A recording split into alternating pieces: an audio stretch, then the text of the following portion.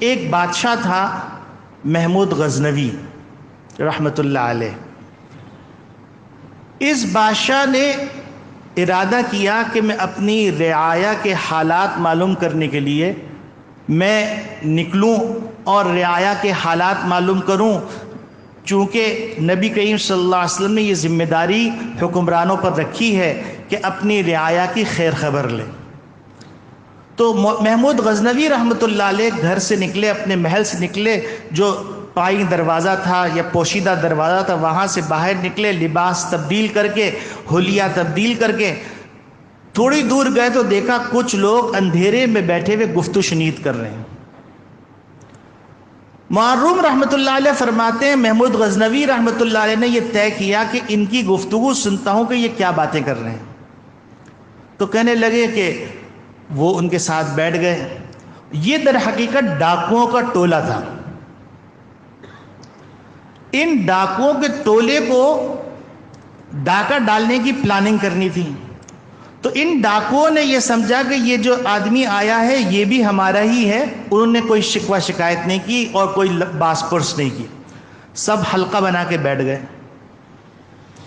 حلقہ بنا کے بیٹھنے کے بعد انہوں نے کہا کہ ہم اپنے اپنے ہنر کا ذکر کر دیں تاکہ ڈکیتی میں کس کا ہنر کہاں کام آنا ہے ہم کو پتہ ہونا چاہیے.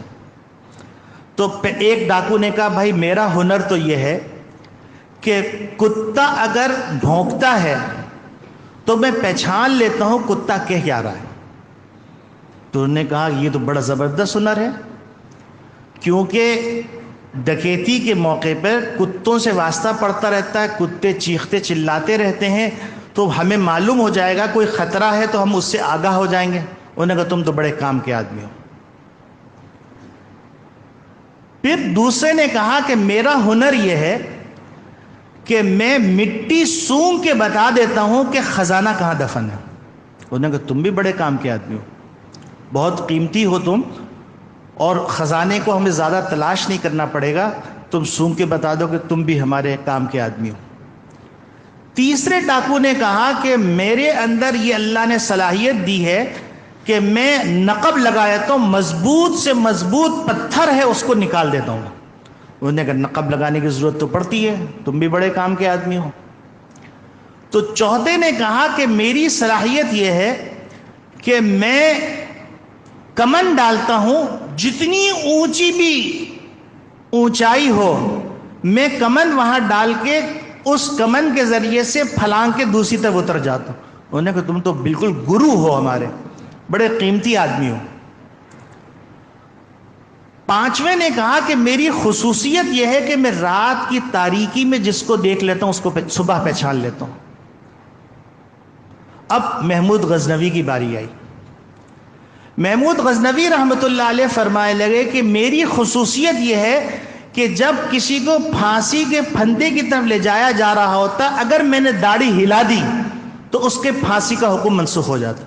انہوں نے کہا بس آپ ہی ہمارے گرو ہوئے، کیونکہ سب سے زیادہ خطرناک معاملہ ہوتا ہے پکڑ کا، اور اس میں جان بھی چلی جاتی ہے، تو لہٰذا آپ گرو ہوئے. اب چلیں ڈکیتی مانتے ہیں. اب اتنا زبردست ہمارا کورم ہے، اتنا زبردست گروہ ہے کہ اب ہم کو چاہیے کہ ہم محمود غزنوی کے خزانے پہ ڈکیتی ماریں تاکہ جو ساری زندگی نسلیں آرام سے کھائیں. اب یہ لوگ وہاں سے چلے، ہر ایک نے اپنی اپنی ہنر بندی دکھائی. اس نے نقب لگانے والے نقب لگایا، اور جو ہے اس سے پہلے کتے بھونکنے لگے. تو جب کتے بھونکنے لگے تو انہوں نے کہا ہاں کہاں ہو تم جو کتے کی آواز کو پہچانتے ہو؟ تو اس نے کہا یہ کتے کہہ رہے ہیں کہ محمود غزنوی تمہارے ساتھ ہے. تو نے کہا تم پاگل ہو، تم نے کبھی کسی کتے کی بات سمجھی بھی ہے؟ محمود غزنوی بادشاہ ہم ڈاکوؤں کے ساتھ کہاں سے ہوگا؟ اس کا خوب مذاق اڑایا.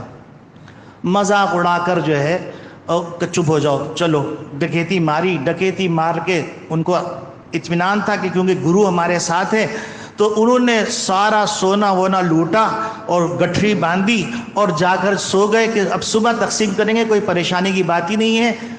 تو اب محمود غزنوی جب وہ سب چلے گئے تو وہ چور دروازے سے واپس محل میں آیا اور اپنا آرام کرنے لیٹ گیا. صبح دربار لگایا اور اپنے انٹیلیجنس کے لوگوں کو کہا کہ فلاں جگہ پر یہ ڈاکو ہیں اور ان کا گواہ میں خود ہوں، لہٰذا ان کو پکڑ کے لیا۔ اب وہاں پر انٹیلیجنس کے لوگ پہنچے تو انہوں نے دیکھا کہ سامان بھی بندہ پڑا ہے، وہ لوگ سو رہے ہیں۔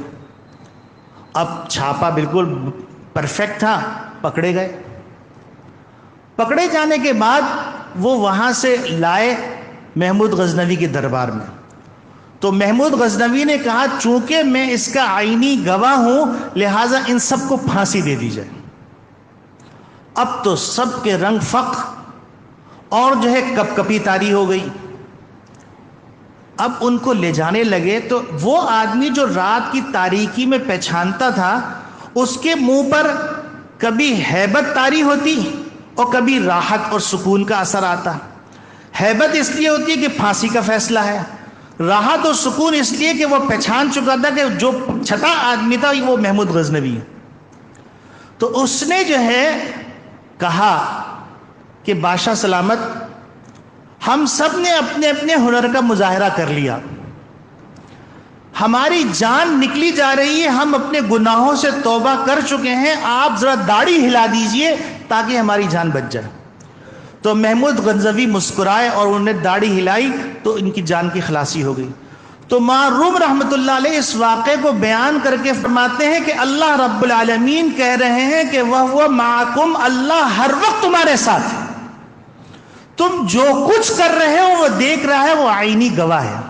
تو اللہ رب العالمین اپنا تعارف کرتے ہوئے کہتے ہیں وَهُوَ مَعَكُمْ، اللہ تمہارے ساتھ ہے، اور تم جو ہے اس بات کا اگر استحضار کر لو گے تو پھر تمہارا یہ استحضار جس طریقے سے ان 5 آدمیوں کا کوئی ہنر کام نہیں آیا، تو اسی طریقے سے دنیا کا تمہارا کوئی ہنر کام نہیں آئے گا اگر تم نے جو ہے اللہ کی معرفت حاصل نہیں کی۔